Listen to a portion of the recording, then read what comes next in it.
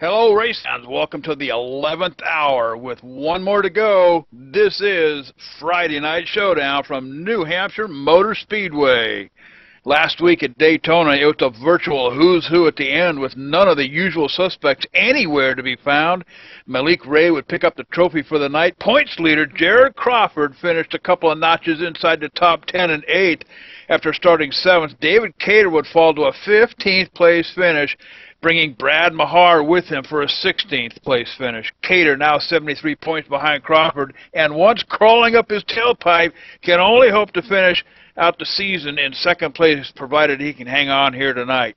Working the booth for you tonight, the best in the business, David Bass and Michael Conti calling the action. Dakota Herman on special assignment tonight, bringing you live updates in the 2nd split race. Also, no coverage on pit road tonight. We gave the boys a night off.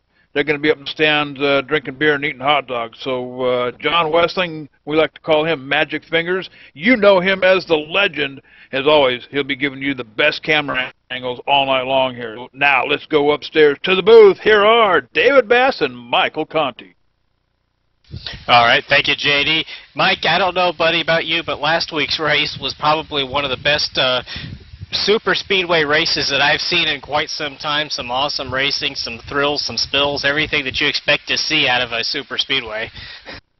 It certainly was. We had a lot of green flag racing, which was good to see, and we had when we had wrecks, they were big. So it's going to be a completely different beast tonight, though. You go from a 2-mile or 2.5-mile super speedway, a big track, high banked, really fast. Tonight we're going to have New Hampshire, which is a slow, no banking, really drives like a short track. I mean, you're going to have a lot of guys beating and banging tonight. Beating and banging will be a little bit less risky than last week because we're going to be going a lot slower, so there's going to be a lot of people using the old bumper tonight to get people out of the way. Good race. I'm looking forward to it. I'm sure we'll see the usual guys up there again, like Crawford and all his guys, but maybe we can see someone get up there and take the top spot away from those guys. Yeah, I've been hearing a lot of guys talking about the fact track position is going to be key tonight, no question about it. We're going to go ahead and actually run down the point standings a little bit here tonight.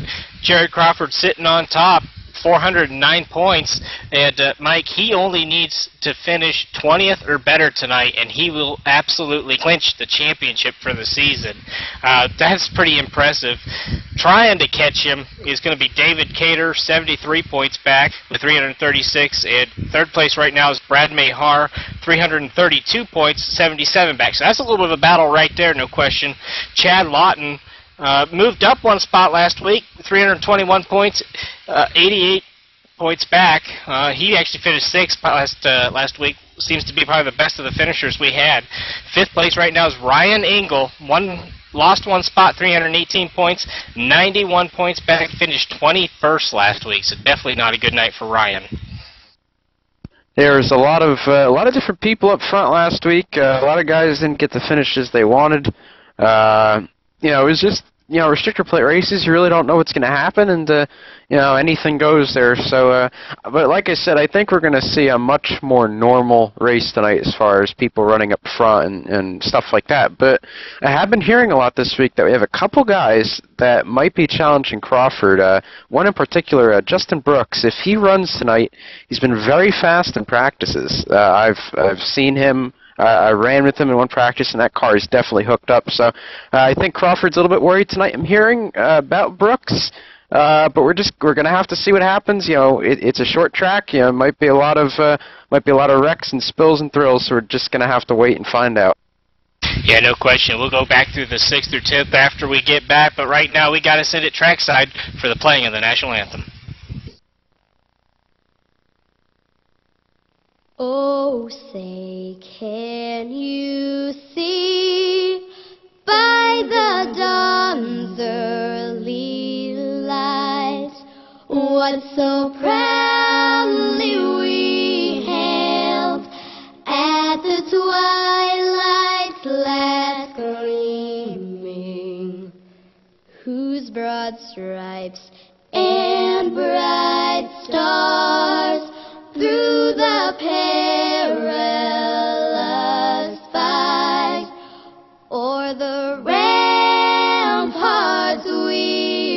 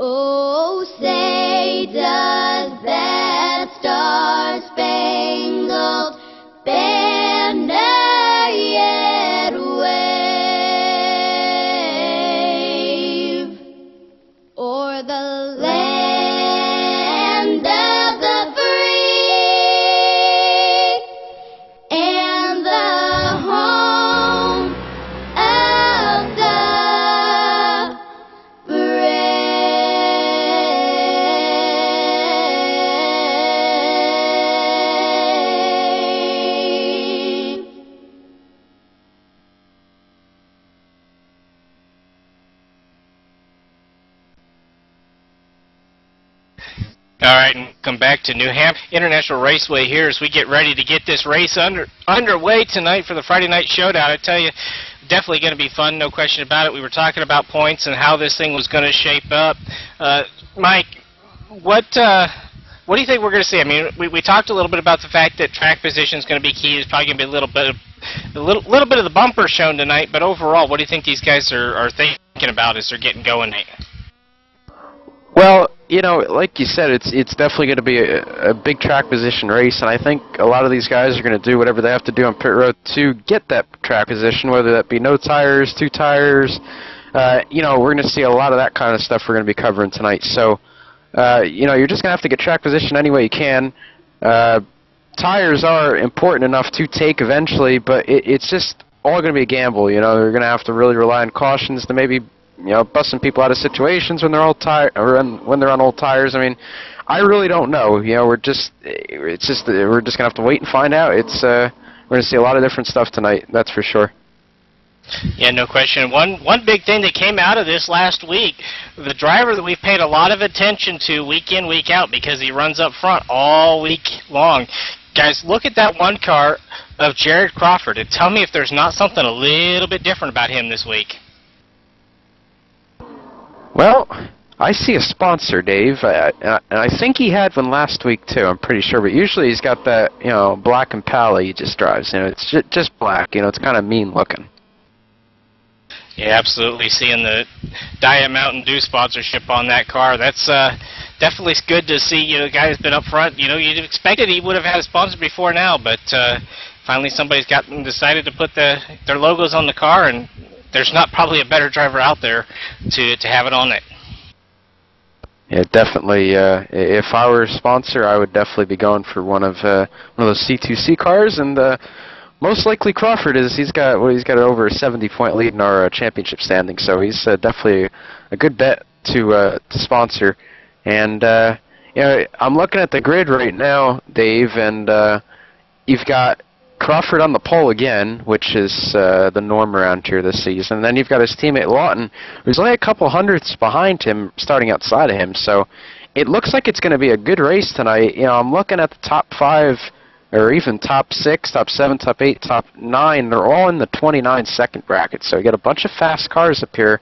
We're just going to have to take care of their stuff, if I can speak, and just make it to the end and try to get a good finish.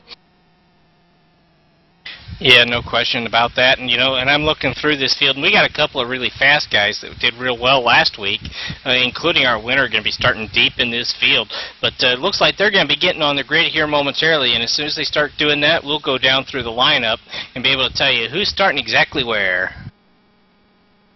Yeah, sure thing. You see the cars, they're rolling them out of the garages, they're pushing them onto the front stretch. Everyone's gridding up. I see the first row is now complete with Crawford and Lawton. Got the first 3 rows done now, Dave. Maybe we can start taking them through here. Yeah, no question. We're going to have to go through this pretty quick. On the pole, like we talked about, Jared Crawford with a time of 29.794. Just a great lap around here. In that one car outside of him in the number 2 is going to be Chad Lawton at 29.818. That's your front row. Starting in P3 is Casey Malone in that 4 car with a 29.852 second lap. Outside him is the number 3 of Paul Kusheba with a 29.912 second lap. All right, and starting in 5th is going to be the number 7 of Alex Warren. Outside of him in 6th is going to be the number 9 of Brad Mahar.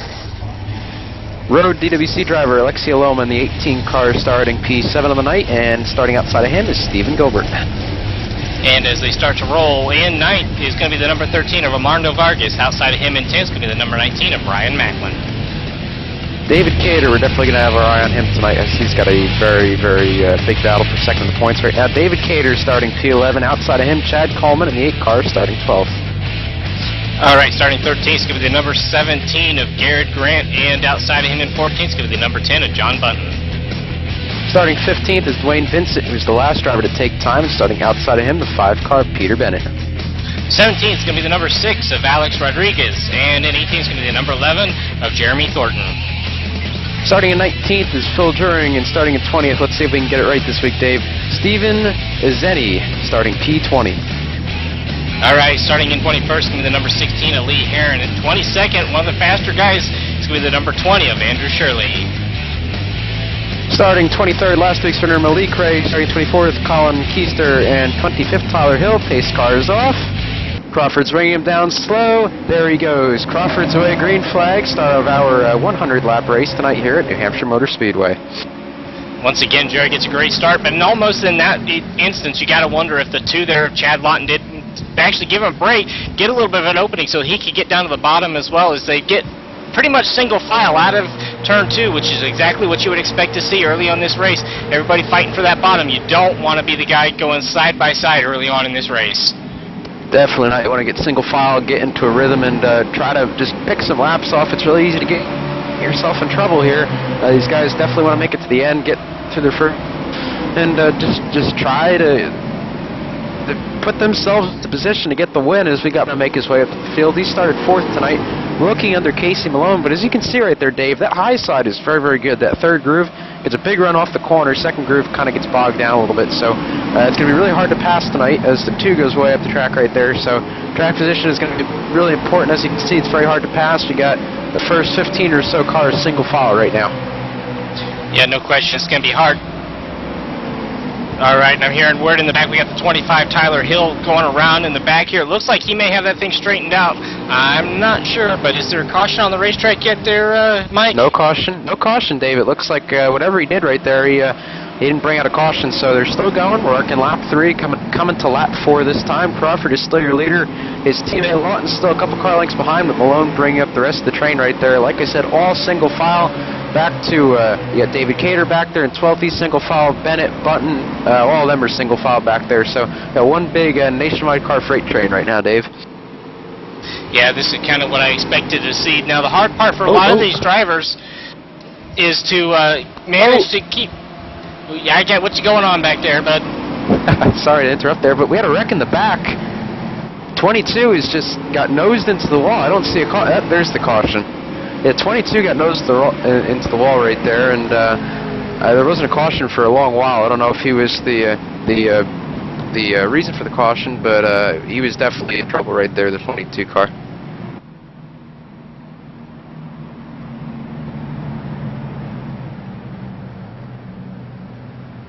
We're also hearing the 16 and 17 got into trouble right there too, so the 16 and 17 might have been the cause of that. We're going to throw it down to John right now to see if that was the cause. Yeah, let's see what... Let's cue this up on the 22 car, guys. See what happened here. This guy's been battling pretty hard in opening laps, and it looks like there's a car up front, actually. It's a lot of smoke coming off, and I don't know if it startled him or what. But he got off the gas at the center of the corner here, and he's just going to loop it around. 16 car is going to lose it. 2 guys right beside him.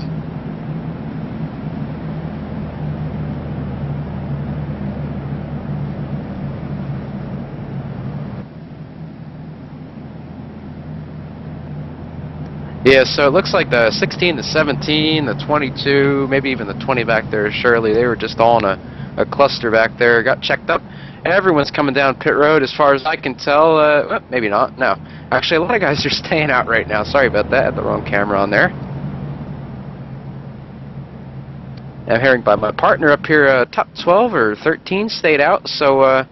Like we said, both Dave and I, track position is definitely important, as you can see by all these guys trying to stay out right here and obtain some of that track position. Yeah, no question. Track position, we said it was going to be key, no question if that's the case. It's one of these places that it's really hard to pass.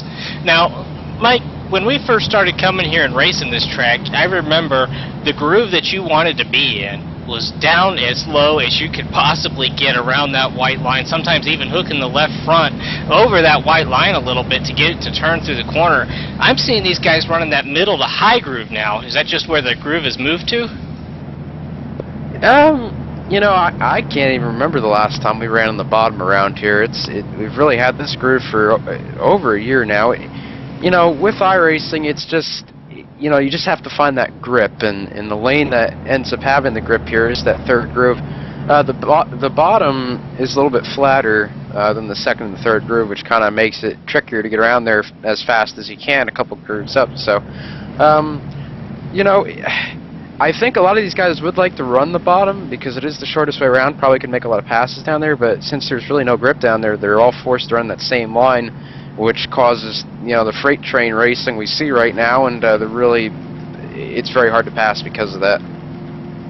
Yeah, no question. I tell you what, this must have been a quickie yellow here as they are lined up 2 by 2. That pace car's taking that left-hand turn on a pit road. Crawford bringing him down, waiting for it. I tell you what, that was not a bad restart, but that was probably the closest restart we've seen out of him in quite a while. But still, he manages to pull off into turn 1 with the lead, and his teammate there, Lawton, right there behind him in second place as these guys come off of turn 2. 4 and the 3 almost side by side. Kusheba tried to fit it in there, but it didn't work. Now we got Alex Warren on the bottom of the Brad Mayhar machine. That would be the number 7 and the number 9 side by side working themselves off of turn 4. We got a big battle in the back right here. We got Alexia Loma back here with Armando Vargas, with Brian Macklin, David Cater back there. I'm seeing Chad Coleman battling back there as well, Dwayne Vincent. The 11 and the 15 are side by side, so we got a lot of side by side racing right now. They're getting a little bit racier, a lot racier than that first restart, I have to say.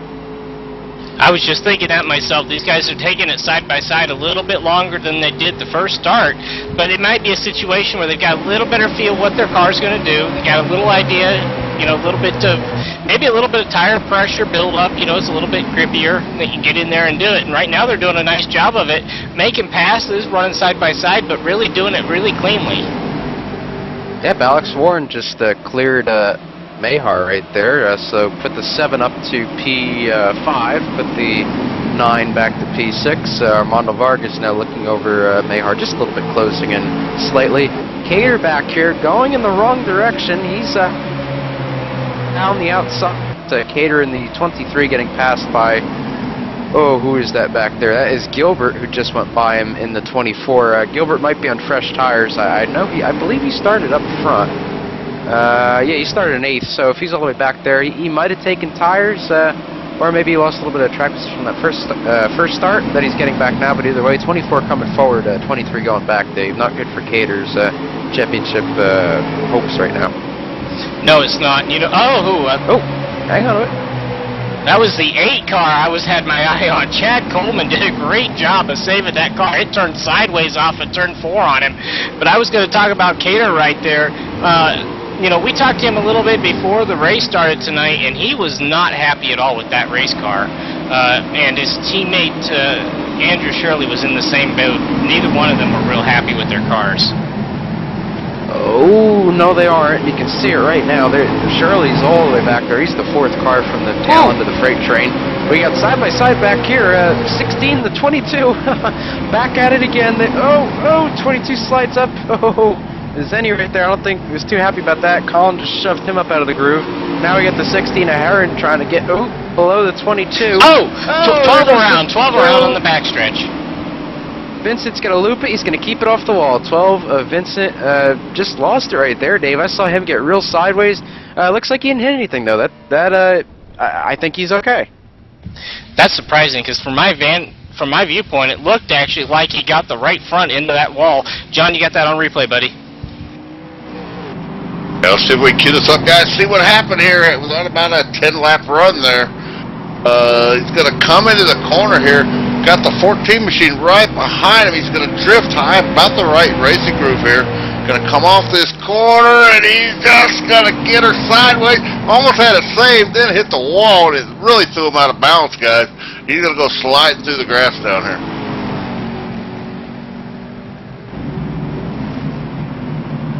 Definitely. So I didn't see, when I was watching it, I just saw him get real loose, slide into the infield. I didn't see that initial hit with the right front. That's going to break something, as everyone's coming down pit road besides Stephen Gilbert. He's going to stay out. He's going to try to get some of that track position. So a little bit of strategy early on for that 24.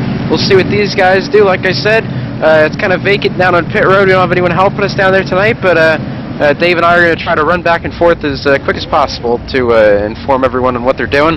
I see right sides up on everyone on my end of pit road. Dave, what are you seeing on your end? Pretty much right sides up as well. I just watched the one there of Jared Crawford, who has had kind of a little bit of an issue this season on pit stop, sliding through his pit stall, but he came in and hit his marks beautifully. These guys did what they needed to do, right sides and fuel. Didn't look like any adjustments being made, and they're back out and got the lead. Looks like a lot of 2 tires, as you said. I'm looking at Cater gained a lot of track position. The 19 of Macklin took 2. Looks like Lee Herren took 2. Everyone after Herren, I'm pretty sure, took 4 tires. From what I can see, it looks like Mayhar, Vargas, Warren, the 3 of Kusheba, Malone. It looks like they're all on 4 tires. So right now, we're going to see really if tires do make that much of a difference. I know I'm not expecting them to do really anything at this point, especially against 2 tires. But we're just going to have to wait and see if those 4 tires can enable these guys to be able to successfully pass people.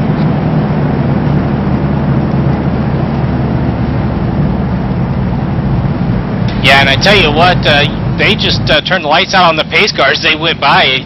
Definitely another real quick caution. These guys aren't spending much time under caution, which is probably not a bad thing. They can get back out there and get back to racing. But it's going to be entertaining to see now. What's going to happen, do you think, with this 24 starting up here on the, in the first position with those a little bit older tires? I'm not sure I'm liking that idea, but then again, track position being everything, it could be a good idea. I don't know what you think there, Mike. I think he's going to be okay as long as he can get a good restart and get himself away from the pack a little bit. Pace car is going to make that hard left. 24 is going to bring it down slow. Crawford's waiting. Oh, they didn't get going right there. Oh, a little bit of a stack up. 19 back of the 2. 4 is going to make it 3 wide right here. Dave, 3 wide New Hampshire. I'm not sure that works. No, it doesn't. And 23 there, I believe it is. Away from my vantage point. Oh, almost 4 wide there for a moment coming off of turn 2. Still 3 wide. Oh, in the middle, 7 on the bottom, 16 up top. Cater's trying to get out of there. We got a battle for the lead. Crawford up front trying to take that spot. That's still 3 wide. Still 3 wide on turn 4. Unbelievable. 3 in the middle, 7 in the bottom, 16 up top. 3 doesn't want to be there. 7 doesn't want to be there. 16 doesn't want to be there either. Here comes the 13s. Going to thread the needle too. They're making 3 wide. I guess they still think they're at Daytona. I don't know. They're bump drafting on restarts. They're going 3 wide. I guess they don't know we're at New Hampshire yet. Yeah, apparently. God. Oh, 13 back it in there. This is some close racing. Each restart, these guys get more and more aggressive down here. And that's not necessarily a bad thing, but you got to be really careful. So we got a battle now for second place. As, I believe that's going to be the 2 of Chad Lawton. Going to be trying to get around Stephen Gilbert. See, all Gilbert wants to do this run is just get a net gain of positions. He came in, I believe, in the 11th position or somewhere around that spot. And as long as he can just gain positions, by the time they have to pit again, it'll be a win for him. Right now, he's trying to hold off Lawton on the bottom. He's doing a pretty decent job for having older tires. So I think his gamble's working out so far. But as you can see, as those 2 battle side by side, Crawford's gone. And they've got Malone and Macklin and Kusheba, and now Warren and Cater coming up behind them. So that's not good for them, because once the 24 gets past the Gilbert, the 3s and the 4 is going to be looking too. So he could be going back and now if he doesn't watch out. Yeah, no question, he's going backwards in a hurry, and he's got to be careful. He does have a little bit older tires, not probably enough to really make a huge difference, but he may not have just quite the grip level these guys do. And they're going to push the issue a little bit on him to try to get around him, because they know they've got the one there, Jared Crawford, up. Hey, he's got to a second and a half lead. Rick on the back. 16 on the back stretch. He must have gotten help on the back stretch. I don't think he hit anything again. I don't see any damage. It looks like he's just got damage from that initial incident. It's the second incident that 16's been in tonight, so not a good night for Herren. I'm gonna go back and watch this on my screen while John's looking for it on his. But I'm looking, and we're gonna send it down to John. John, did he just get loose off too? Let's pull us up now, guys. 9's car's on the inside, or is that the 6? I guess it's the 9 car. 16's on the outside, guys. He's up in them loose marbles. He's going to pull it off that corner. He's just going to get loose. Come down. Wow, he almost tagged the 18 car On the inside, 22's darting for some space to 15-11. Boys, he's not going to come out of there with a lick on that car, and nobody else is going to hit him. Usually when you wreck down a backstretch in the middle of a pack of cars, you're going to get hit. A great job by all them back there to avoid him. That was great driving by all them.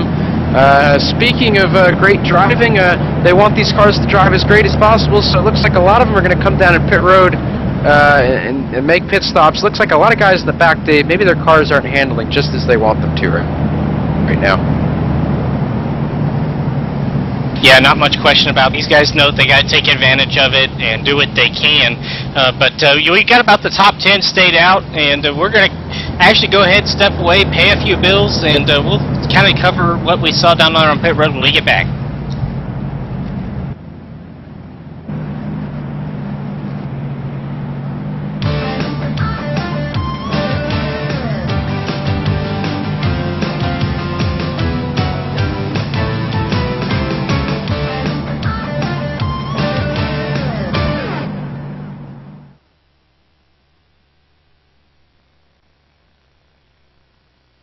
Hey, JD here with ETV Live, and let me tell you something. If it's too big for the pickup truck and you need to move it, there's only one trucking company you need to call, and don't bother with the Yellow Pages Cowboy. I'll give you that number in a minute. Manufactured goods, automotive, technical equipment, furniture, even if you need a reefer, Gary Mercer Trucking Incorporated is the only choice, Cowboy. With locations in Mississauga, Ontario, Canada, Rancho Cucamonga, California, if you need to move it, store it, and keep it cold, you need to call Gary Mercer Trucking Incorporated. Long haul, short haul, or just across town, Gary Mercer has the best trained and qualified drivers to get your load from point A to point B with professionalism and on time. So remember, Hoss, if it don't fit in a pickup truck, you're going to need a real truck, Cowboy. Sponsors of ETV Live's Friday Night Showdown, Gary Mercer Trucking Incorporated, 1-800-668-2980.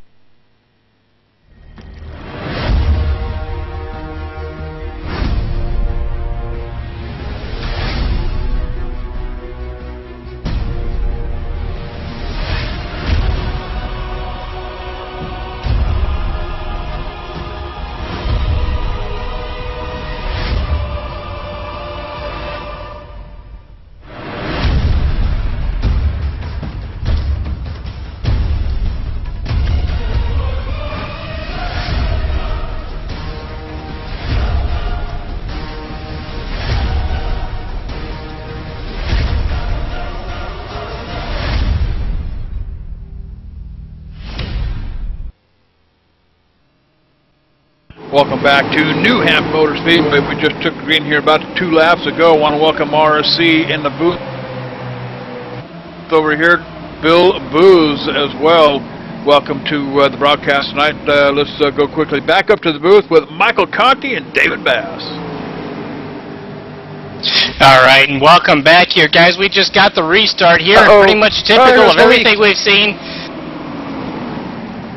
21 just again, on the back stretch, oh man, he nailed the inside wall hard, guys. It didn't bring out a caution, but now he's spinning out on the track. He's stopped on the track.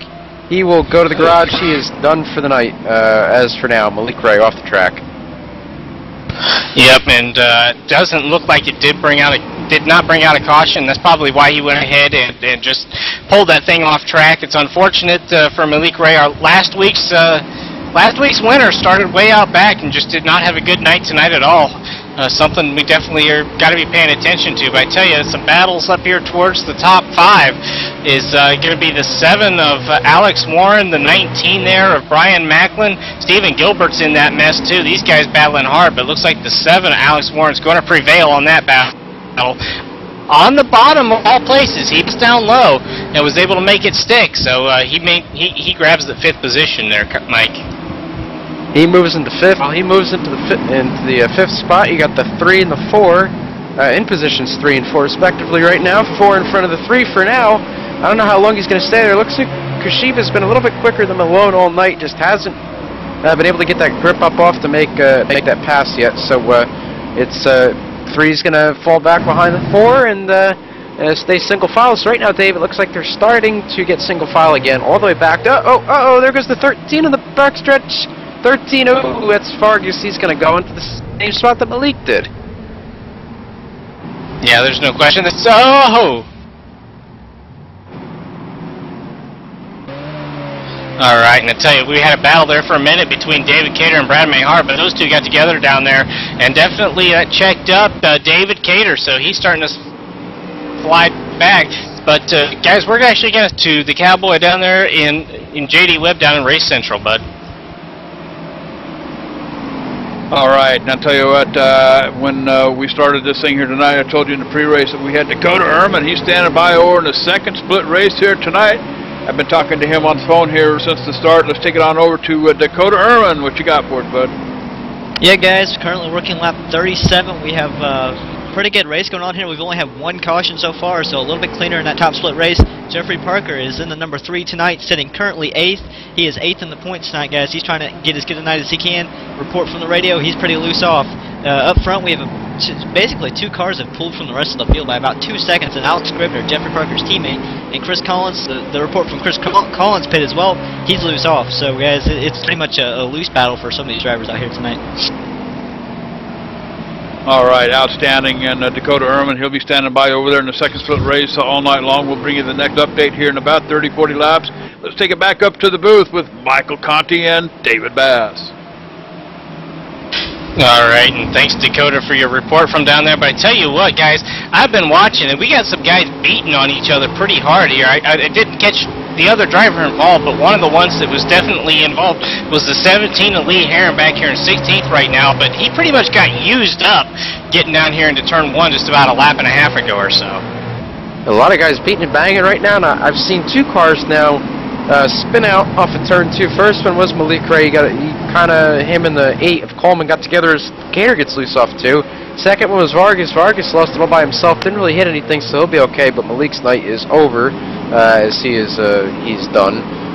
So it looks like there's not a lot of grip off of turn 2, even with that higher line. So these guys really look like they're struggling for grip now. But I'll tell you, guys that don't look like they're struggling for grip are the top 5 right now. You got Crawford, Lawton, Malone, Kusheba, and Warren have both separated themselves. The 5th place car of Warren, he is now 1.7 or so seconds ahead of 6th place. So got about a 5-car breakaway right now. So looks like these guys really have the best handling cars so far to the whole bunch. Yeah, and it also helps they're running single file. The rest of these guys, when they catch another car, they're trying to get up there and you know, they'll race side by side. And as we've seen already tonight, racing side by side does slow you down to some extent. And those guys up front that are running single file, they're just... Whoa, Gilbert just got loose off it too. He's the 2nd car in that freight train. Mayhar let him back in, 22, and the 11... Yeah, that's the 11 of Thornton.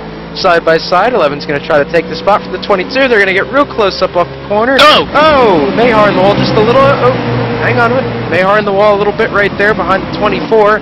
Now that puts the 11 around the 9, so make that 2 spots up for the 11, spot down for the 9, spot down for the 22. 11's going to try to make it 3 spots right here. 11 cars coming in a hurry right now, Dave. Yeah, he's coming, but he's taking advantage of some mistakes being made by the guys around him. And the 24, I think, right now is so loose that he's hardly able to drive that. As I hear we got the 8 car in the grass. Again, that's the 3rd car for 2. Caution is out. Caution is out. It's the 3rd car to spin off of 2. And the caution just came out for that. I believe that was the 8 off of 2. Lost it all by himself. Did kind of like a 180 half loop sort of right there. And kept it off everything. He will be okay. As we work our another caution tonight. That would be 3. I'm losing track already. Yeah, it's unfortunate, but you know, it seems like what we're seeing.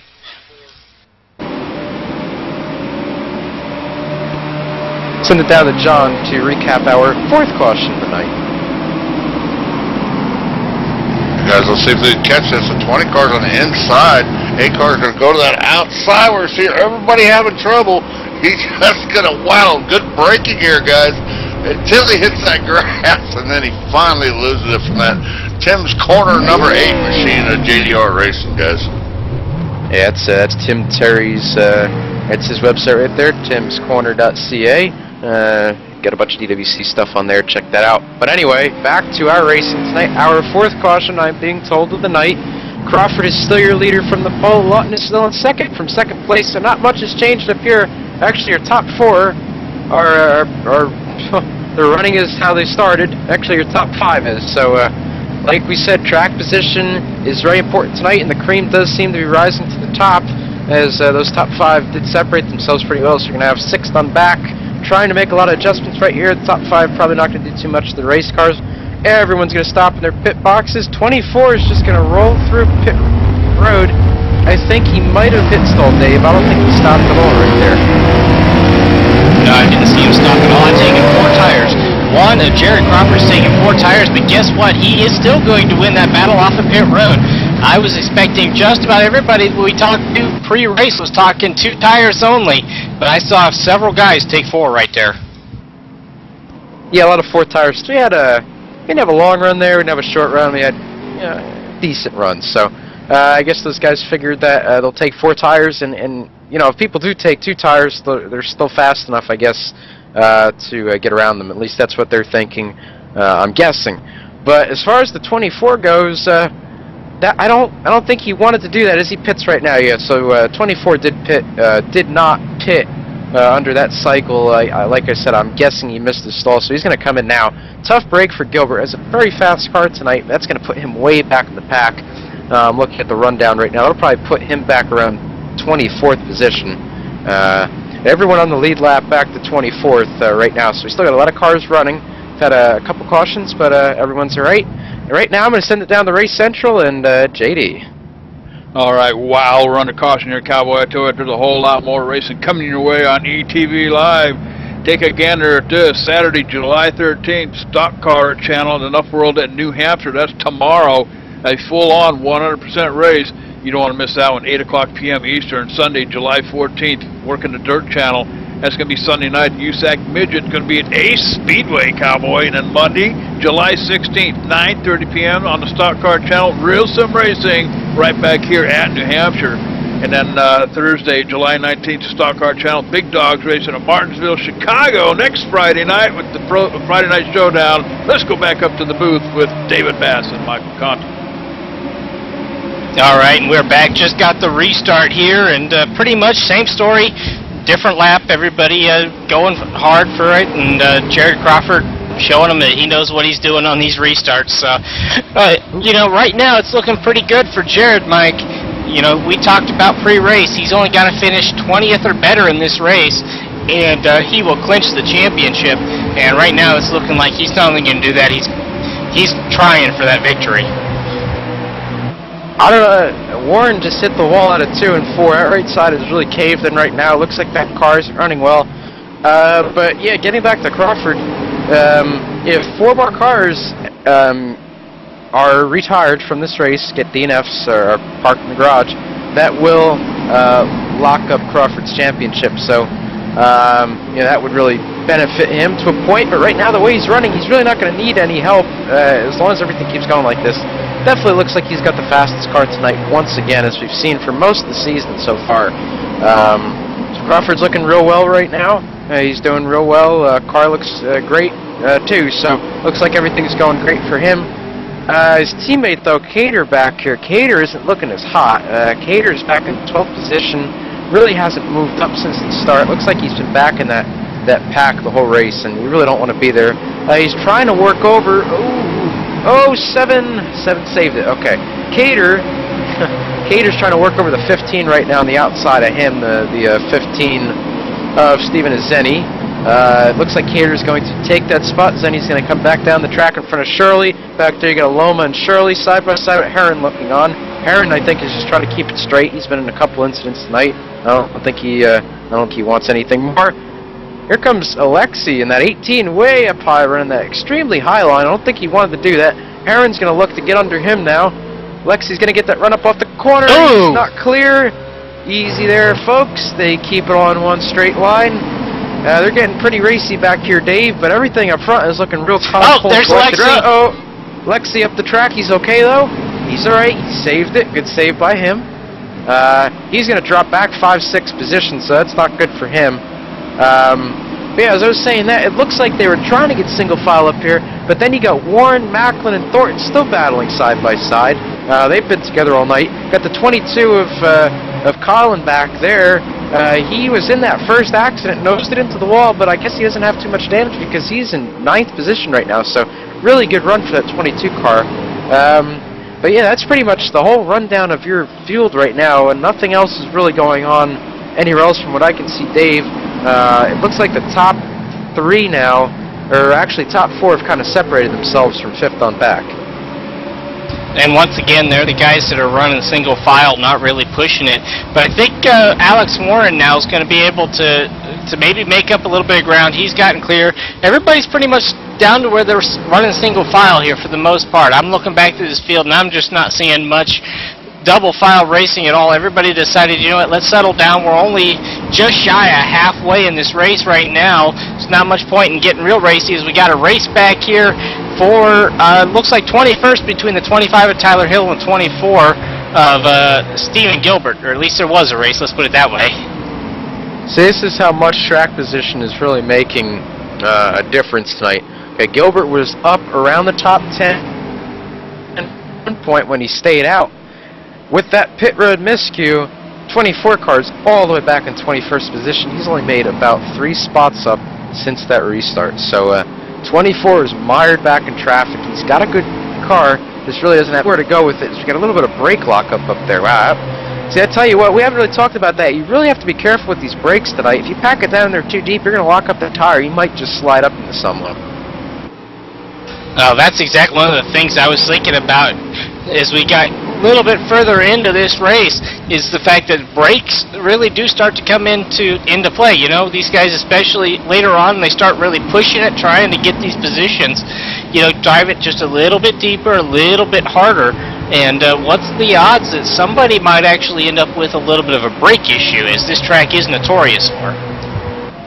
Well, if we get somewhat of a long run here, maybe Magic Fingers can get us a rotor cam or zoom in on something, because right now you're not going to see it, but eventually we're going to start to see these rotors glow. And once you see the rotors glowing, 13. Once you see the rotors glowing, 13 to 22 getting at it right now. I'm sorry, Dave. I was trying to say about the rotors, once they start glowing, they can't stop as good, but it looks like the 13 to 22 aren't having any problems stopping right now. They're having some personality issues right now. It looks like they're swerving at each other on the track, or at least they were.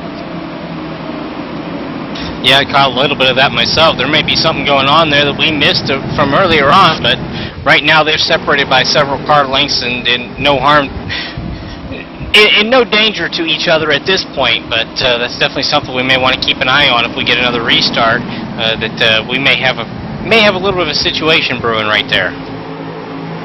Yeah, and that's Vargas, who spun out before. He's gotten back up to 14th, but Colin Keister in the 22, he was in 9th before. I just talked about him. Now he's in 15th, so I must have missed something somewhere. Maybe he got shoved up out of the groove. I'm not sure, but it happened to him. He's someone that is going forward a little bit, though, is Cater. He's gone from 12th to 10th. A little bit of nose damage for Cater, but I don't think that's going to really affect him too much. But everything, it's looking about the same again. Looks like your top 5 have now broken away as Warren is closing up to the back end of the 3. They have a battle for the 6th position. You got the Macklin car, Thornton and Mayhar all together with Bennett looking on. Cater a little bit further back. Most everyone's single file. You'll start to get double file when you get back to Button in 18th. Alexio Loma in 19th. You got Garrett Grant back there in 17th. Here comes Gilbert. Gilbert's starting to make some ground. Ooh. Oh, at the back of the 10. You almost used a little bit of the business right there in the 10 car, but he didn't. I guess he figures it's a little bit early to be doing that as we get past halfway right there a couple laps ago. So, you know, we're not down to the last 20 laps yet, but we're sure clicking through this race fast. This has been a very fast-paced race so far. Whoa. 4 quick cautions. I'm getting a whoa. What are you looking at, Dave? I just saw the 24. He was actually able to clear, I believe that was the 17, but it got wicked loose coming up off of turn 2 there, and still loose, and looks like he may be losing some spots here as that's happening. Definitely not what he was looking for, but he's, you know, started back there after that pit miscue, took a couple of laps, it looked like, to get his car rolling, but he does look like he's moving forward a little bit, as now he's battling right here with, I believe that's going to be Alexi Aloma. So these two guys going at it, but Stephen Gilbert doing well, but that car may not be handling quite to his satisfaction. I mean, we're going to look back here at Alexi Aloma now in the 19th position. You know, he usually, I mean, I see him running F1 cars in the Road DWC. I don't see him doing a lot of this stuff. I have seen him a couple weeks here in the ETV races, but it's got to be so much different to go from an open wheel, you know, high downforce, fast car, you know, split-second decisions, to come here to New Hampshire, an oval, you know, where things are a lot slower. You got, you know, fenders around you, quarter panels, you can kind of beat and bang a little bit. That's going to be a lot different, Dave. I mean, it's definitely a big accomplishment for him to go back and forth from the two. If you're going to send it down to John right now, he's got an update for us. Yeah, guys, I got a question for you. A trivia question for the broadcasters. What kind of difference do you think it is from Eastern time zone to Finland? That's well, I know they just changed the road DWC start times because all the Finns, they were doing the races at like 1:30 in the morning, and they were making up a lot of the field. But I don't know, what is it? It's got to be like 6-7 hours, doesn't it?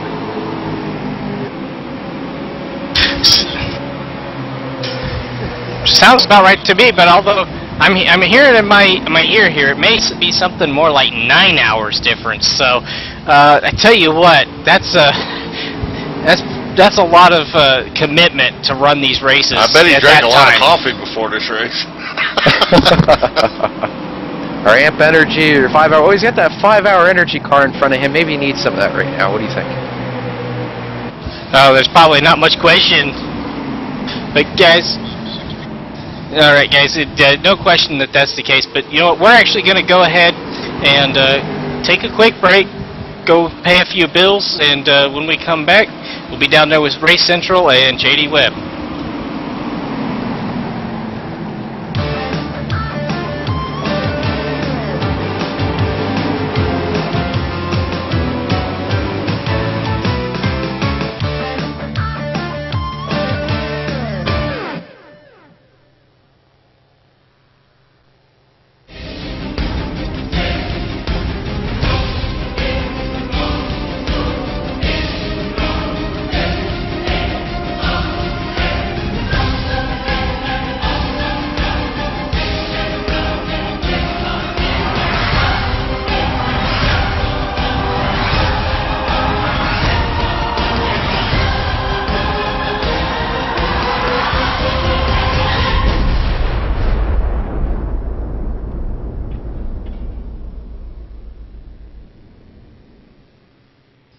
Hey dude, are you ready to rock and roll? If that's cool, then you need to do it over at HD Radio Network. HD Radio Network, 4 stations broadcasting 24/7 with everything from metal favorites to the 80s classic rock like legendary Leonard Skinner, Electric Light Orchestra, Foreigner, and bone-rattling, skull-crushing rock and roll on hard driving radio. And partnered with Nuff World Simulation Gaming, check out the HD Radio Network's Nuff Radio with Bear Factory, Stone Temple Pilots, Def Leppard, and a whole lot more. HDRadionetwork.com. Take your pick and rock your brains out, dude.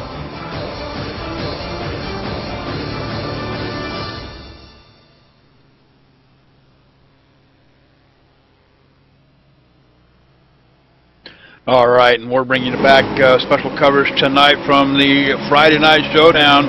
We're going to go to Dakota Erman here in just a minute. Jared Crawford, Chad Lawton, and Casey Malone holding down the fort over here in the top split. Let's go to Dakota Erman. Second split action. Dakota, what's the update? Yeah, guys, we've been green since really early, and I think we had one caution really early about lap 2, but we have been green ever since. The leader right now, Alex Scribner, teammate to Jeffrey Parker, who is 8th in the ETV live points, I believe. He is now sitting 7th, and right now our battle for the lead is pretty much not a battle. Alex Scribner is pulled to a 4-second lead over Gomez and Anthony Kernich. Remember, Anthony Kernich doing also well in the points. He's looking for a good points night. Zach A. Hudson, I don't know that we saw him a whole lot. Ryan Engel sitting 5th. You know, he's looking for some points as well because he is challenging in those ETV live points, guys. All right, good report coming from second split action, and you're seeing a live right there on the screen. Another first from ETV Live. I want to take just a moment and say hello to Hollywood. EJ Hollywood O'Rourke in the house. Hollywood watching the race over here in the chat room. let's take it back to the top split action here, up to the booth with David Bass and Michael Conti. Alright, we are back here. Crawford is extending his lead. He's now out to a 1.7 second lead on Lawton, Malone in third, Kusheba fourth, and Warren in fifth. And while we have a little bit of a break here, I want to get one of our sponsors in. It's the VRC MK2 virtual racing seat. It's a simulation racing cockpit designed by championship race car driver Bob Earl, who understands what it means to have a comfortable racing seat. Design features a fully adjustable racing seat and frame, additional monitor stand, and shifter mount sold separately. A high quality and affordable alternative to others that cost thousands of dollars. This seat, everybody, $349 plus shipping. If you want to check this thing out, see it at bobearlracing.com. Order one today at www.bobearlracing.com.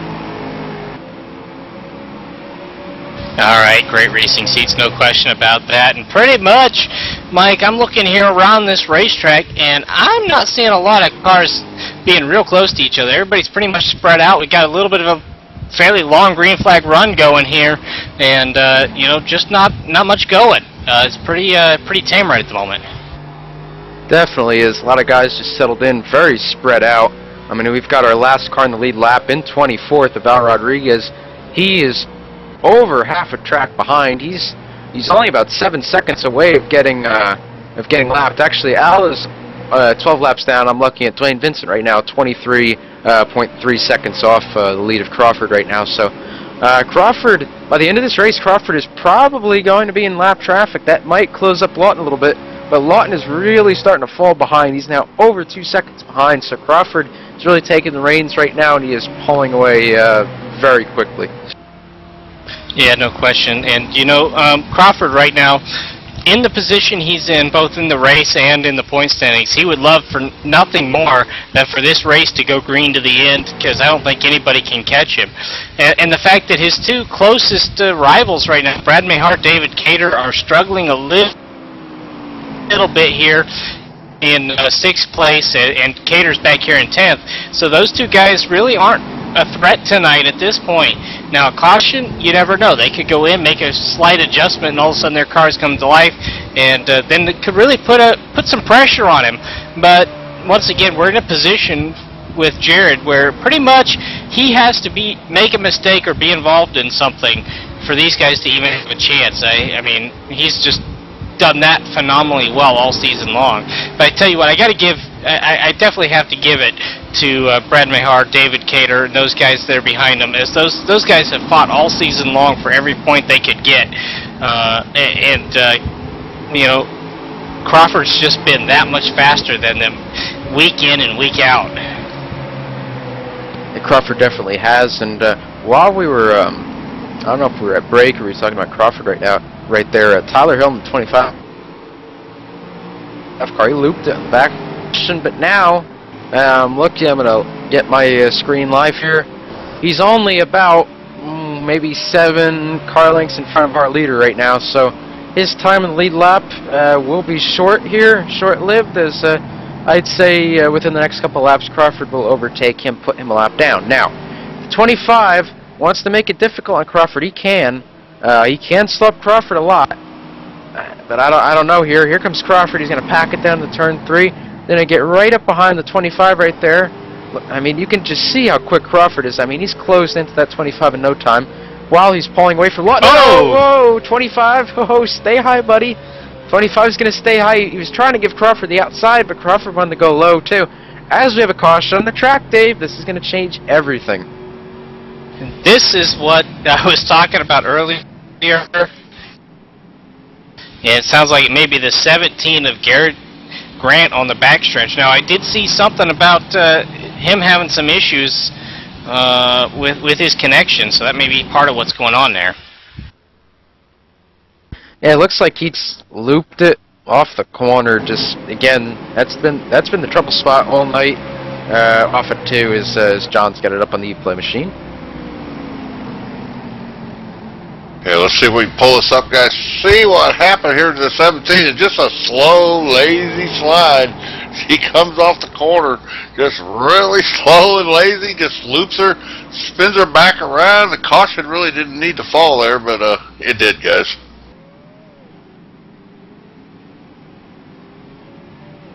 Well, all right. I tell you that, like we said, this changes a lot of things. Everybody can come down, get more tires, get that little bit of fuel if they want to, make a couple of adjustments, and be back in this thing. You know, I'm guessing that Crawford's probably not going to really make too many changes. That car's been that good. But here's the other question. How many guys do you think are just going to stay out here, there, Mike, and look at potentially just getting the track position? None. Absolutely none. They had about 40 laps or so on their tires, 35, 40 laps, something like that, approximately. They really didn't need to be staying out right there. That would really kill their chances. Looks like everyone's coming in for at least 2 tires. Left sides are down. Everyone's taking 4, so now it's just going to be a matter of who can get out first. Crawford did have a little bit of a head start getting in there. Now the battle's going to be for second. Malone's going to be second off over the 2. That's going to be different. Mayhar's going to come out 4th, put the 3 back to 5th, the 7 back to 6th. A couple different players now coming into our top 4. Yeah, that definitely changes things up a little bit. With Malone getting out there in second place. However, in some ways, this is even better for those 2 teammates of Crawford and Lawton, because I know they've got to be on communication with each other, and they may just decide to time this restart so that they both hit the gas at the exact same time and just drive away from these guys. Could be, but you would think if they would have wanted to start working together, they would have done it when they were side by side with each other, and it just really didn't look like they were doing that. But we're going to break to a commercial real quick. We're going to go here before the green flag comes out. We'll send it to commercial right now.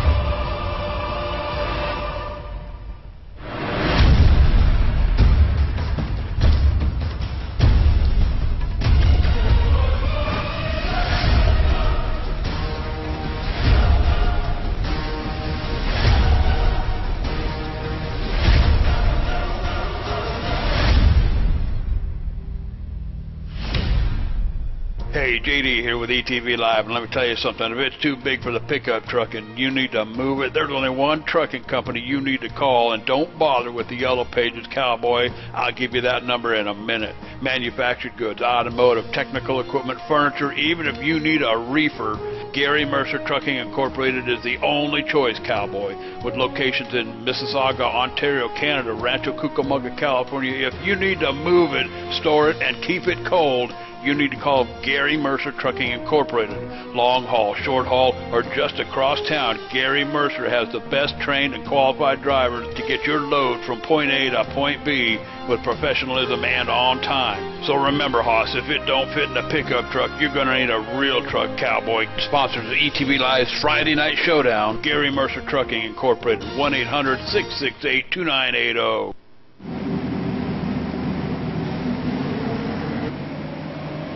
All right, and we are back live. Jared Crawford, Casey Malone, Chad Lawton, picking up the green flag here in the top split race.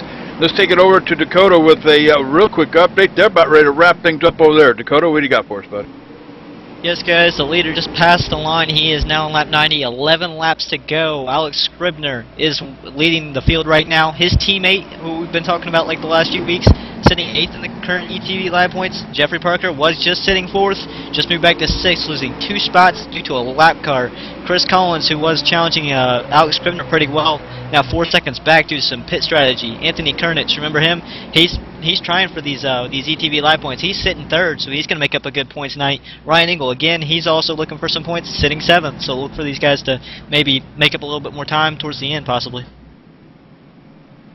All right, outstanding report coming from second split over there with Dakota Ehrman. Let's take it back upstairs to David Bass and Michael Conti under caution here at New Hampshire Speedway.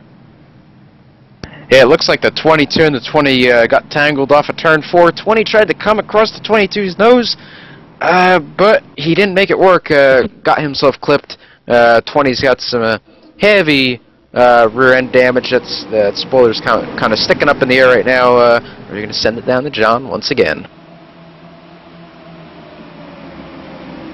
Guys, let's see if we can pull this up one more time. These guys have a rough time here. We was talking to a bunch of these drivers before the race down in the garage, and they said, "Oh wow!" And they just clip each other, about to spin, and I'm not gonna use the harmony word anymore because I got in trouble last week. But these guys spun about the same time, guys.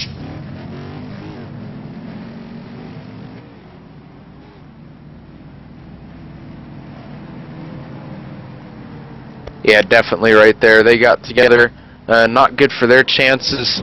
You know, they were in the back. Well, I mean, they weren't in the back, but they weren't. I don't think they could have made it up to the front, but at least maybe had a decent finish there. But getting together like that in the front stretch, that's not going to help their chances whatsoever. I see the 20. The 20 did come down pit road. Andrew Shirley is servicing his car. The 22 decided to stay out of Colin Keister. I guess he didn't endure any bad damage right there, but you know, we're gonna have about let's say almost, we're gonna be around 15 laps to go when we get the green. We got Crawford and Lawton out front again. Now that last restart we didn't cover it, but the 1 and the 2 did time it about perfectly, and they got out there pretty well and left Malone in the dust. 9 and the 3 are having a decent battle back there, and you still have Thornton lurking in 6th. Alex Warren slipped back to 7th. Ryan Macklin, one of the Gary Mercer cars tonight. Gary Mercer, of course, the title sponsor of this series every Friday night. He's back in 8th. Cater made his way up into the 9th position. That's about as high as he's run all night.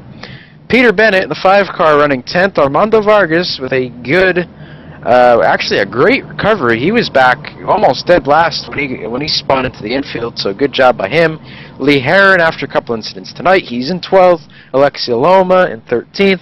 John Bunton in the 5-hour energy car in 14th. Chad Coleman is back in 15th after a spin. Garrett Grant, another decent recovery, in 16th after a spin. Phil During, last season's champion, if I'm not mistaken, here on ETV. He struggled a little bit tonight. He's in 17th. Stephen Gilbert still mired back in traffic after his pit road miscue. He's in 18th. Blaine Vincent back in 19th. Stephen Azeni back in 20th. Colin Keister in 21st after that spin right there to bring out our last caution. Tyler Hill, 22nd. Andrew Shirley in 23rd. And the 2 cars that are off track tonight are the 24th and 25th place cars of Al Rodriguez and Malik Ray. Malik Ray, your winner last week, so you can see in the series is very humbling. You can definitely go from a good race to a bad race in no time. Definitely not a good run for the Malik Ray car. As the pace car has its lights off, we're going to be 1 to green. We're going to have 17 laps to go here, so enough time to get by Crawford for these guys if they do their part in this restart, get a good restart, maybe try to make a move sometime early right here when he's not looking. Yeah, definitely it's going to be entertaining to watch, and I'm watching also going to be back here in the back of this field, the 20 of Andrew Shirley. That car does not look like it's tracking exactly straight. It's a lot better than it was than when it was, you know, at the end of the wreck. But that car's definitely got a little bit of tow out issue. Maybe the rear end's knocked off center a little bit, so he's going to be fun to watch as he tries to get around this racetrack without causing any more problems. Yeah, I think his main goal right now should be to keep it straight, not bring out another caution, and let's try to get it green to the end. 1's going, 2 going pretty decent right there. Here comes the 4. He's going to look inside the 2. I don't think he's going to get there. At least the 2 is not going to want him to get there. 4 is going to look low. Not going to happen. The battle is now for 4th. 3 in the bottom. Wreck in the back. Big wreck. Wow, one was airborne back there, Dave. That's not good. Yeah, it looked like somebody got loose on the brakes, and when they tried to correct, they came across and just nailed the guy on the outside of him. I wasn't able to see which cars were involved at that point because, man, it happened fast. It looks like Vincent, the Tabasco car. I'm looking right now. Wow, Vincent, oh man. Vincent might have gotten tagged going into the corner. I'm looking, and I'm not going to look any further. I'm going to let John tell me what happened. John, what happened going into 1? I'm not sure if I can figure out what happened here, guys, but I'm going to put my camera on this 15 machine, Hendricks Motorsports, it says on the back. I don't know how legit that is or not. But, oh, wow. Actually, it's the 12 car. He gets wicked loose, just slams into that 15 machine and throws him hard into the outside wall. Looks like the 12 got tagged by the, who is that, the 22 back there, John? Yeah, I'm not sure who was behind him, so that I didn't see that part of it. I just see the 12 going radically up to the 15 and making hard contact. Yeah, definitely. So man. I mean, that's kind of like, you know, Jeff Gordon last week. I don't know, you know, if you watched the Daytona race last week. You know, Gordon's coming down pit road. He's thinking everything's okay behind him, and all of a sudden, Bill Elliott's in his door, and that's kind of what happened to the 15 right there. He's just going into the corner, minding his own business, and boom, the 12 just nailed him in the left rear and sent him into the wall. That 15 is tracking to the right now. That's not good. The 12 is really bent up too, so 2 more cars out of contention as we work another caution tonight. I believe that's our 7th caution, if I'm not mistaken. We've had a lot of them tonight. We're not quite at where we were in Kentucky. I don't think we'll get there, which is a good thing, but it's definitely been a rough night, Dave. Yeah, no question. It's been a rough night, and I'm seeing that 15 of Steven Azzini. It looks like he's probably going to be out of this race at this point. Not seeing him showing on track, so he's definitely done. That car was destroyed. I'm not surprised to see that. Now the question is going to be just how bad is the 12 of Dwayne Vincent, and are they going to be able to make that car go around this track as well as they'd like? Because I do know he took a pretty hard hit as well into that outside wall. He certainly did, and it's not going to help his chances at all. He already was running in the back, had an accident before, and it's already gotten worse. But we're going to step away one more time tonight. We're going to send it to commercial, pay some bills. We'll be right back with ETV at New Hampshire.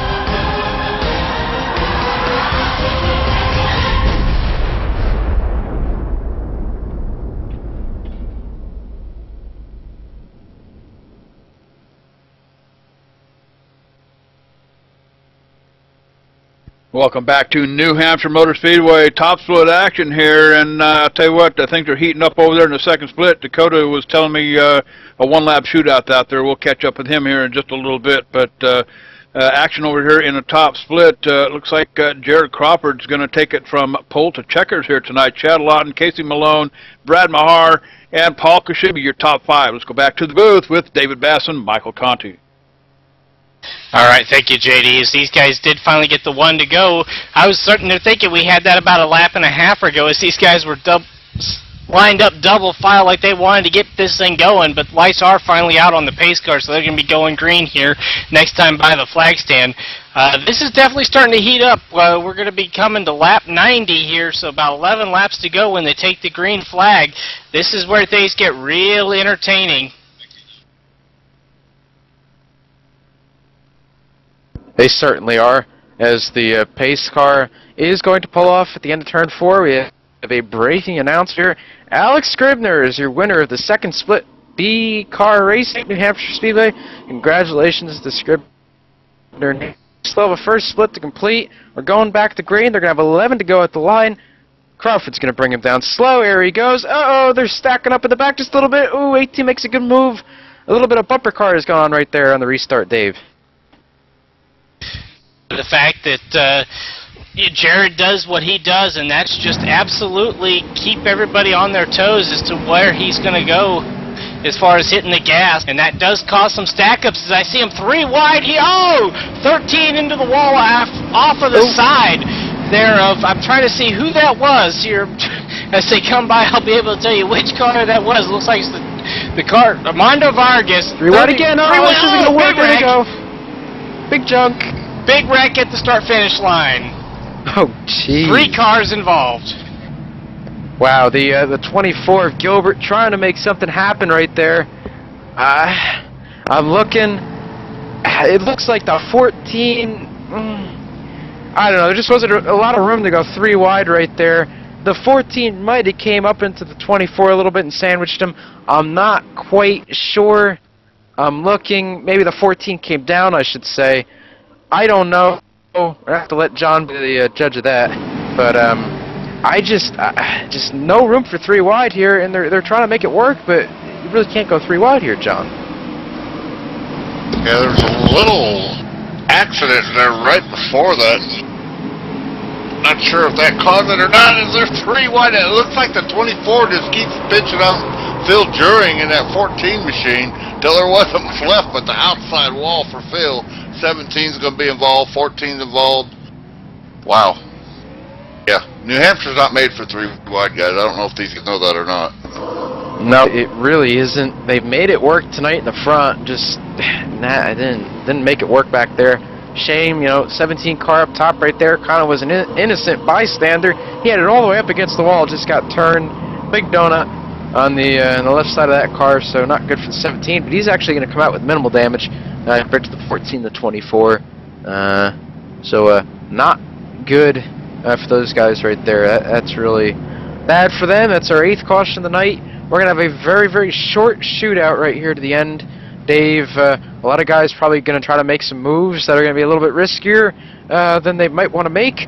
But when you only have about 5 to go when they get this green flag, maybe even less, you really don't have a lot of time to try to think things out, There's no question about this. And I do want to bring back the fact, Stephen Gilbert, early on in this race, was running up front, top 10, and made a mistake on pit road, put himself all the way back to the back of the field, and was kind of working his forward. But this is what happens when this happens. You get up front, you want to stay there. You get back in the pack. You just never know what kind of problems you're going to run into.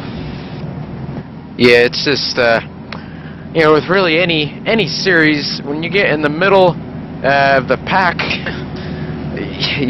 your chances of getting into a wreck really go up exponentially.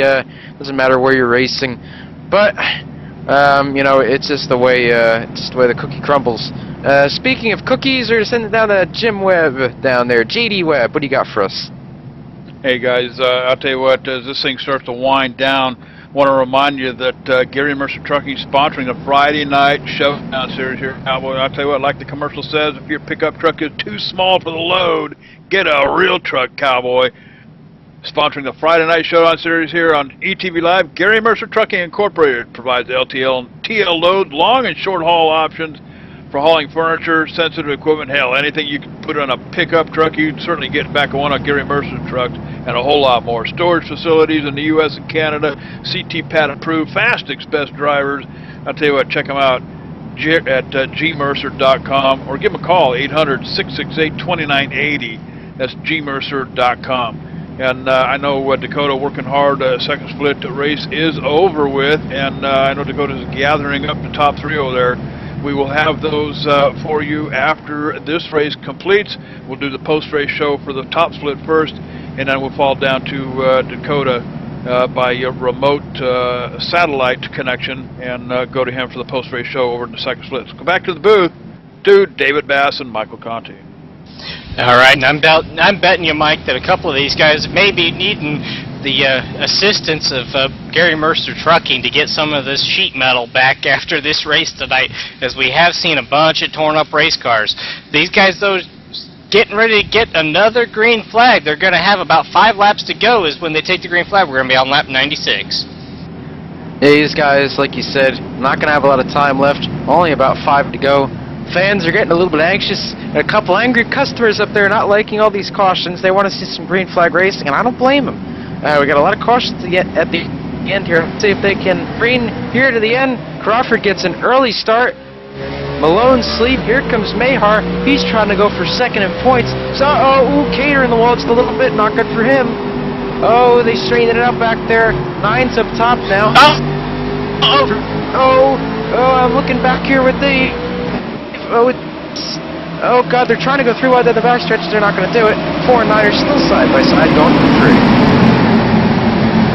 3 wide into the, but the middle guy's going to be in the sandwich. They are 3 wide through 3 and 4 right back here in the back, but they managed to get through to one of those guys, the 20, whose car is just absolutely a handful. How is he racing that thing? Yeah, he's got a couple things bent for sure. Not good for him. Ooh, man, they're getting so close to that wall off at 2. Man. Well, it looks like the 9 is now in 3rd place, so good points. Oh, there goes Cater in the back. Cater, oh, man. That's Cater in the back right there. That's your second place guy in points. He just got set around going into turn 3, backed it into the wall. That's it.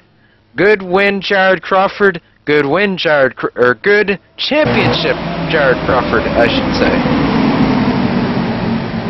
John's got it on the E-play. Now let's check out and see what happened. My old buddy David Cater. They're coming through the corner. Everybody's trying to scramble for every position they can get. They're going to go side.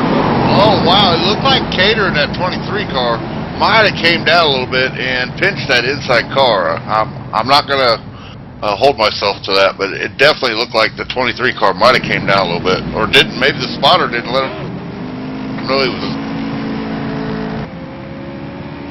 Yeah, it looks like he tried to pin 5 a little bit. You know, real close. Just real close right there. Real close racing. That's unfortunately what happens when you're that close. And I'm looking now. Looks like the 23 wasn't happy with the 5. Neither was the 16 with the 23.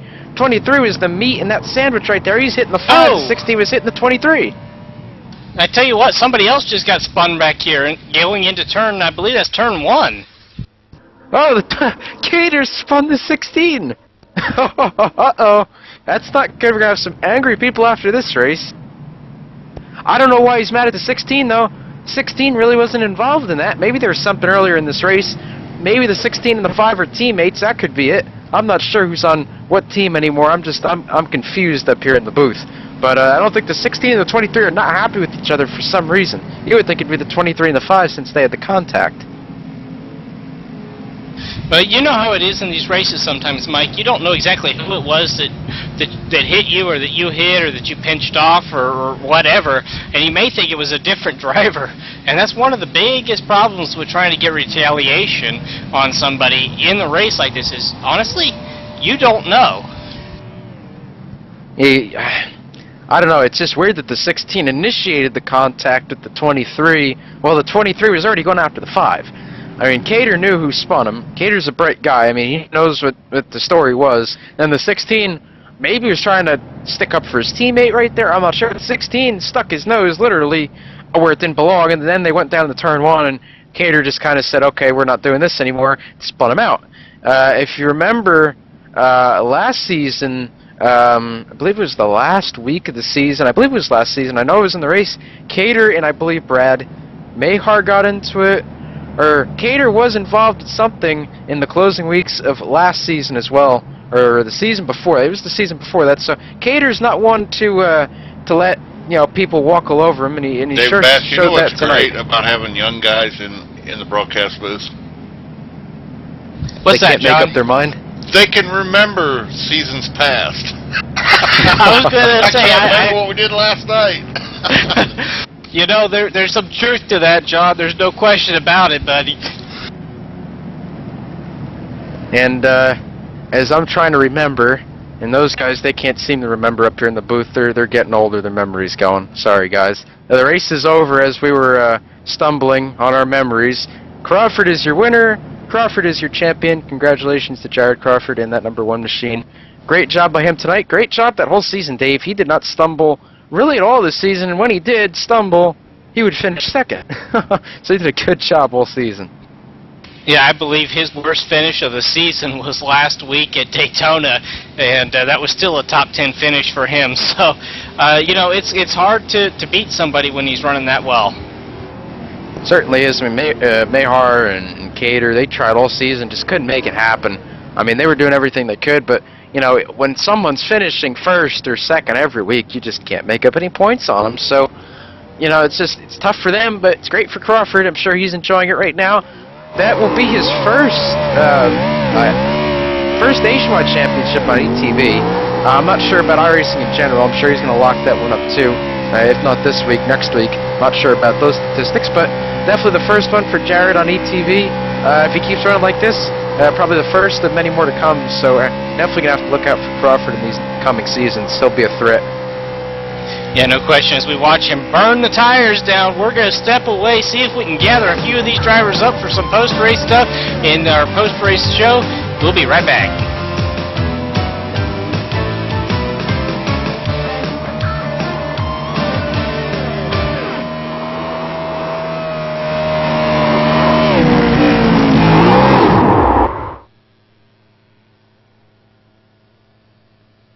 Hey, JD here with ETV Live, and let me tell you something. If it's too big for the pickup truck and you need to move it, there's only one trucking company you need to call, and don't bother with the Yellow Pages Cowboy. I'll give you that number in a minute. Manufactured goods, automotive, technical equipment, furniture, even if you need a reefer, Gary Mercer Trucking Incorporated is the only choice, Cowboy. With locations in Mississauga, Ontario, Canada, Rancho Cucamonga, California, if you need to move it, store it, and keep it cold, you need to call Gary Mercer Trucking Incorporated. Long haul, short haul, or just across town, Gary Mercer has the best trained and qualified drivers to get your load from point A to point B with professionalism and on time. So remember, Hoss, if it don't fit in a pickup truck, you're going to need a real truck, Cowboy. Sponsors of ETV Live's Friday Night Showdown, Gary Mercer Trucking Incorporated, 1-800-668-2980. Welcome back to Top Split action from New Hampshire Motor Speedway. And I'll tell you what, Cowboy, we had a couple of them going on here tonight. Second split action being covered by Dakota Ehrman. He's gathered up his winners.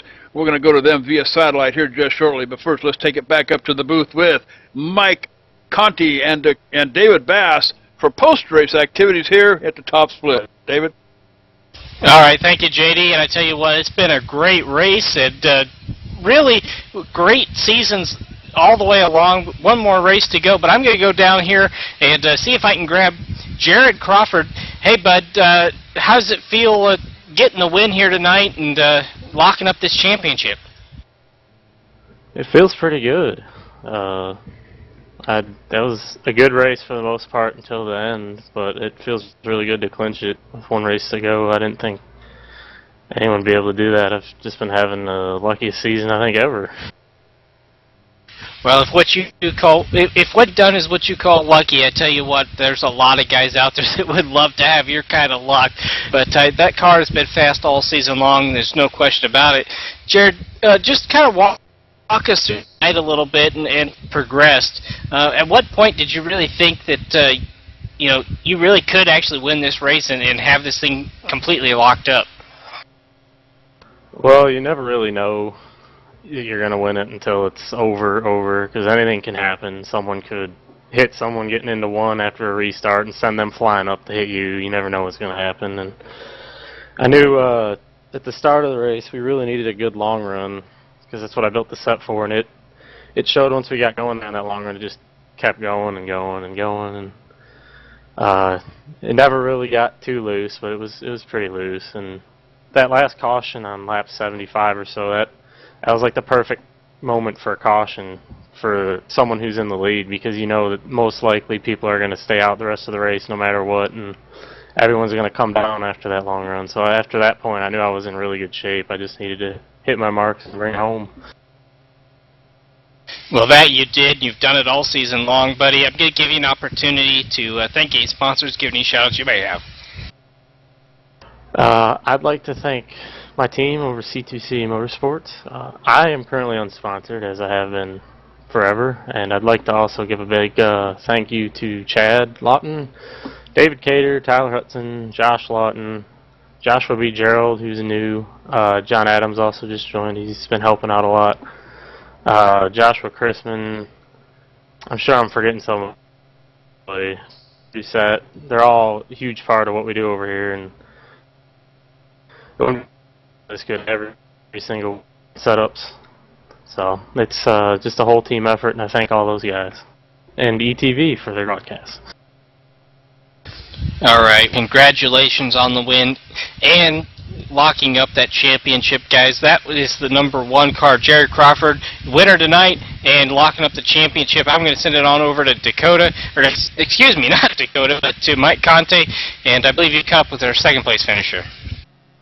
Yeah, I ran down the steps real quick, Dave, while you were doing that interview, and I caught up with Chad Lawton. Second place finisher to his teammate, Jared Crawford. Now, Chad, I saw that you put in the chat after the race that I feel like Dale Jr. for the past 4 years you keep finishing second. But even though you are finishing second to your teammate, I know that frustrates you, but really a good run tonight by you and your team.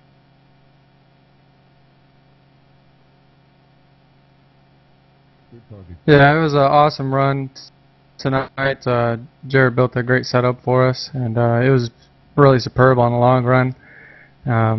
But once again, failed to beat Jared, but my luck should turn around at some point. I mean, you can't win every race. No, you certainly can't. I know you're still, you know, somewhat of a newcomer to iRacing. I know you haven't had it for as long as most of us in this room, actually. So you're still kind of a rookie compared to everyone else. So to be finishing as well as you are is really a step in the right direction. I'm sure if you do run this series next season, you'll probably be right up there again. How much of help has your whole team been to you in getting you acquainted with iRacing and the B car in general? They've helped extremely a lot. I mean, I couldn't ask for any better teammates than what I have, and with Jared and David Cater and everybody there at C2C Motorsports. They give me some great setups and cars, and we just been digging, you know, these last 8-9 weeks that we had here at on Friday nights, and I enjoy it, and I appreciate all of what C2C Motorsports does for me in all these races. Certainly, definitely looks like you got a great team behind you. Us here at ETV, we definitely look for big things to come out of your team next season if you do contend again. We hope you do. Before I let you go, you got any shout-outs, sponsors, people you want to thank, all that kind of stuff? Let it out right now. I want to thank you guys for putting on this broadcast. I appreciate everything you guys do each Friday. I want to thank my teammates at C2C Motorsports, Jared Crawford most of all, for the great setup tonight, and all the setups pretty much all season. David Ketter is a big part in our testing for the B car. So everybody who gets it done, and I appreciate everything. All right, everybody, you heard it right here on ETV. Chad Lawton, your second place finisher tonight here at New Hampshire. I'm going to send it back up to Dave Bass for our third place finisher. All right, I've caught up with our third place finisher tonight, Brad Mahar. Did a great job all evening. Got maybe into a couple tense situations, but managed to come home third. Brad, tell us about your night. Yeah, I ended up getting pretty bad qualifying. Started towards the back. It's real hard to pass here. Just tried to take my time, not getting involved in too much chaos up there. Just slowly worked my way up. Got a couple positions each caution, and finally got up there to the top 3. I know that was definitely one of your plans, was try to get up there and have a good, solid finish. And one of the things that this does, if I'm calculating all the points correctly here, now granted I'm not the official points calculator, but it does look like you're going to move up into second place over David Cater, who obviously had a pretty rough night tonight. But do you think that you're going to be able to hold on to that through the final race of the season? Yeah, it's been a great battle between he and I. Once Crawford started his role, it was hard to keep up with him, so it's been pretty much me and Cater. And it's been a good battle. It was terrible to see what happened to Cater tonight, but you never know what going to happen the next race, so he could still catch up. Oh, absolutely. He'll catch up. It's one of those things that, it probably will come down to the last week of the season, which is next week. I can't believe that the season is gone already, but I tell you, you've done a great job all season and really done a great job. I'm going to give you an opportunity, Bud, to give any shout-outs and, thank any sponsors. Yeah, I'd definitely like to thank Brennan Mercer and Gary Mercer Trucking. They've been great all season. My new teammates, Casey Malone, Brian Macklin, David Comstock, and Virtual Performance Racing. We made a great setup this season. Me and Casey worked several hours trying to keep up with Jared and Chad and them guys, and weren't, but it was a good effort. All right, well, congratulations on your third-place finish. Well, guys, that's going to wrap it up from the top split. I'm going to send it over to Dakota Ehrman Verst via satellite, who's sitting there. Actually, I believe he's surrounded by all three of the top three finishers down there. Dakota? Yes, surrounded is understatement, a little claustrophobic over here. Now I'm here with Alex Scribner first. Alex, you were first in warm-up. You also took the pole, and you won the race. Now before the race, or after the race, I'm talking, you weren't very, you didn't think you had a very good car coming into the race. Several remarks about that you didn't think you were going to be very good. So what happened? Yeah, I just got to thank Jeffrey Parker, a teammate at Dark Horse Racing. He did some setup development early today, this afternoon, and stumbled across a real good change that just, a complete 180 on the handling of the race car, and it was a lot better. Car was smooth, it was fast, consistent, and it was just, we were able to drive from there, and better handling race car you've got, the easier it is to run. So just a big thanks to him and both Larry Scott at Dark Horse Racing for helping us out, getting this setup ready. All right, well, we had one caution really early, and then we went green for the longest time. We had green flag pit stops. You came down, you took 2 tires, and then a caution came out and gave you a 1-lap shootout. What were you thinking coming to the green there? I just making sure that I went through the checklist in my mind, restarting in the right gear, not to spin the tires, and just to get a good jump and get that gap. And, once I got the good start, it was just making sure I hit my marks, no mistakes on that last lap, and it was clear sailing from there. That green flag run was awesome. All the drivers in that room did a fantastic job, giving lots of room. Lap cars did a good job. It was a real fun race to run. All right, well, is there any shout-outs you want to throw out there? I just want to mention, the second split race had 2 cautions, guys, and ended about probably 13 or so laps earlier in this top split. Yeah, I just want to thank the sponsors, Monster Energy, DC Shoes. They've been on board with us all season, done a really good job. Once again, my teammates at Dark Horse Racing, Larry Scott Jr. and Jeffrey Parker. William McCauley, he's new to us this season. He's been a huge help, and he was my strategist tonight and did a fantastic job making the right call. And just thanks to everybody for their help, and Chevrolet for backing the team, and ETV Live. These broadcasts are amazing, and it's so cool to get to do this. Oh, there you have it from your first place finisher. Now we're just going to pass the mic over here to second place, who's standing right next to me, Chris Collins. You came in, I believe you started, I don't know where you started. I believe you might have started 3rd or 4th here, but you said throughout the run that your car wasn't as good. I was hearing reports from your spotters the car's handling was a little tight, a little loose. It just kind of changed. You took 4 tires on that pit stop. You had the outside on that restart. What kind of happened throughout your race to get you into second place? The car was great the first run. I pushed it a little too hard towards the middle of that run and burnt the right rear tire up, and it just got a little too pushy in the center. Should have taken 2 tires. The crew messed up and we took 4 instead, but we still finished we had a chance there at the end when that one lap shootout. Scribner got a great restart, and that kind of just hung us out. Did you think you had something for Scribner there, you being on 4 tires and him being on 2, or what was the thought as you were coming to the green there? On a 1 lap shootout, I knew it was a good restart and got the high line. Well, are there any shout-outs you want to throw out fast? Just to Brandon for doing a good job spotting during the race. And that would be Brandon J. King. He was talking about, I spent a little bit of time talking to him. That's how I kind of figured out what was going on with Chris. And we're going to go down here. We've got third place with us also, Zach Hudson. Zach, you weren't even, I don't think you were top 3 until that restart. You raced your way up to that spot. How'd you do it, bud? I think pretty good. Car was just too tight there on that run there.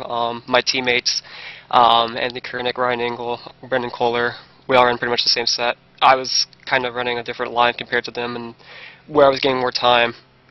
But the racing tonight was really good. You know, just happy I got third and, you know, just please. Well, that's interesting, to say the least. Any shout-outs you got to make?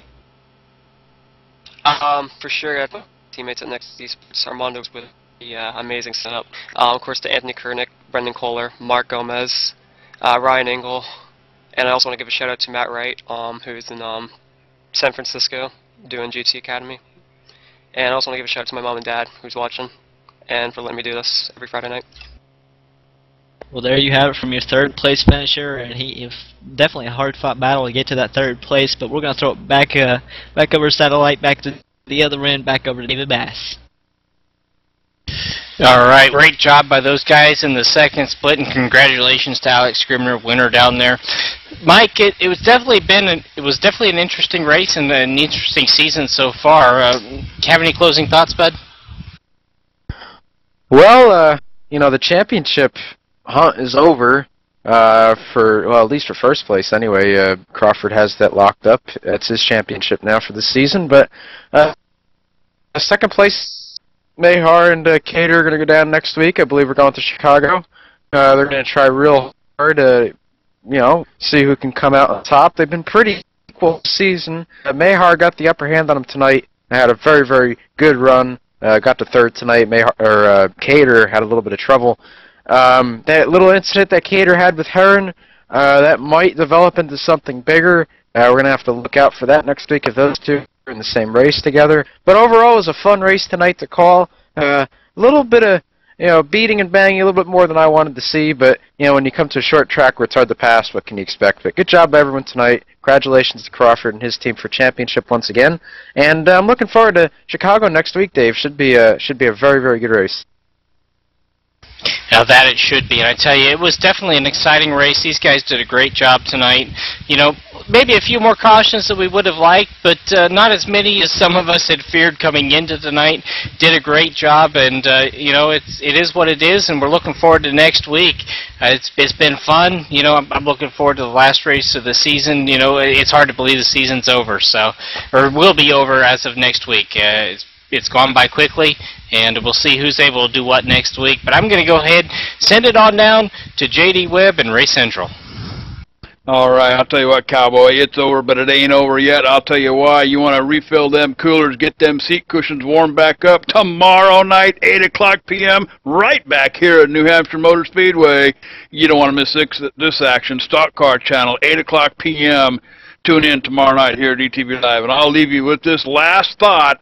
Remember, ETV Live, the leader in sim broadcasting, it's the only choice, Cowboy. We'll see you tomorrow night.